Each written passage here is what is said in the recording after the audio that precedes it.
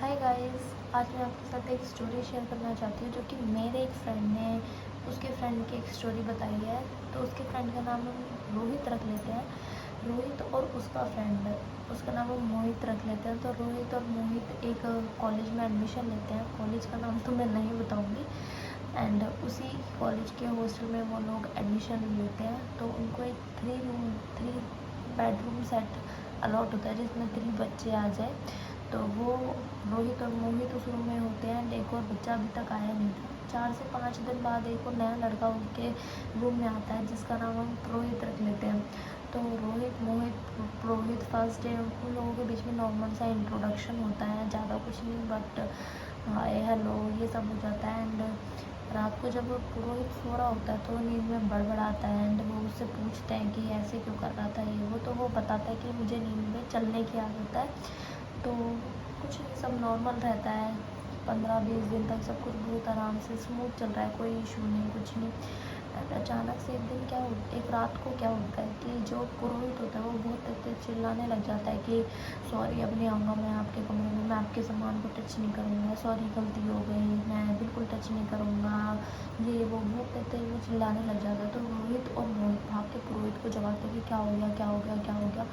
तो मोहित बोलता पता नहीं क्या हो गया उसे। बेसिकली जो रात के सपनों में जो होता था वो बड़बड़ाता है या जो नींद में चलता था उसे कुछ भी याद नहीं रहता था।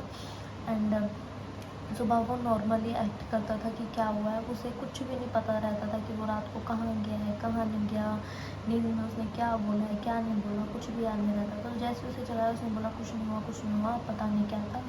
एंड फिर वो जाके सो जाते हैं और पुरोहित भी सो जाता है। एंड नेक्स्ट टाइम फिर से ये चीज़ होती है कि सॉरी अब नहीं जाऊँगा, ये वो वापस वही सब बोलने लग जाता है जो एक रात पहले बोल रहा था, गलती हो गई, मैंने आपका सामान टच कर लिया, अब टच नहीं करूँगा, या मैं आपके रूम में बिल्कुल नहीं आऊँगा, वही सब आता है। तो वो उसको फिर से जगाते हैं, पूछते हैं क्या हो गया, क्या हो गया। तो पुरोहित बताता है कि मतलब उसे अब सब याद था। एंड वो बताता है कि मैं एक रूम में चला गया एंड वहाँ मैंने कुछ सामान टच कर लिया और वो मेरे को अब डरा रही है कि मैंने उसका सामान टच क्यों किया, वो मेरे को बहुत ज़्यादा मार रही है, ऐसा ऐसे वो बोल रहा था।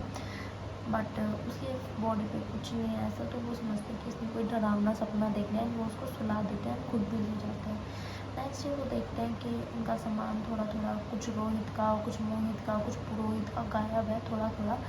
एंड वो जब उसी रूम में वो जब बाहर उसको ढूंढने जाते हैं, इधर उधर देखते हैं सामान को, 1-2 लड़कों से पूछते हैं तुमने लिया है, तुमने लिया, जिनको वो जानते थे सब मना कर देते हैं। वो ढूंढते ढूंढते उन्हें वो पुरोहित वो देखता है कि वो वही रूम है जो उसके सपने में आया था। तो वो कहता है कि वही रूम है, मेरे सपने में आया था जो। तो वो उस रूम में जाके देखता है, उनका सामान उधर होता है। एंड वो तीनों बहुत ज़्यादा घबरा जाते हैं कि क्या है। और वो जब जैसे अपना सामान उठा रहे रहते हैं तो रूम में से कुछ कुछ चीज़ें गिर जाती हैं एंड हल्की हल्की आवाज़ें आ रही होती हैं किसी भी चीज़ की। एंड बहुत ज़्यादा रूम ठंडा होता है। तो उनको उस चीज़ से फील हो जाता है कि यहाँ कुछ नेगेटिव एनर्जी है। और जो पुरोहित ने सपने में देखा क्या पता वो सच हो। एंड उसी रात जब पुरोहित सोता है तो पुरोहित के सपने में आता है आज तो मैंने तुम्हें छोड़ दिया, अगली बार इस कमरे में आएगा तो मेरे से बुरा कोई नहीं होगा। एंड जब पुरोहित नेक्स्ट डे ये बात उनको बताता है रोहित और मोहित को, तो तीनों बहुत ज़्यादा घबरा जाते हैं। एंड हॉस्टल के वार्डन को बोल देते हैं कि हमें ये हॉस्टल खाली करना है। तो वार्डन जो है उनको पूरा अमाउंट पे कर देती है सिक्योरिटी के साथ। बट बोलती है कि ये तभी मिलेगा जब तुम सब लोगों को बोलोगे कि मतलब किसी को कुछ बताओगे नहीं, ये अमाउंट में तभी हम करेंगे सिक्योरिटी वाला था कि जब तुम किसी को कुछ भी नहीं बताओगे। एंड वो तीनों मान जाते हैं क्योंकि वो लोअर मिडल बैकग्राउंड से आते थे एंड उन्हें पैसे की नीड थी। तो वो चुपचाप वो रूम खाली कर देते हैं एंड वहाँ से चले जाते हैं। ये हमारे लिए शायद एक बहुत छोटी सी हॉन्टेड एक्टिविटी, हमें लग रहा है कि एक बहुत छोटा सा इंसिडेंट है, पर जो वो उन्हें पता है उनके साथ क्या बीती होगी।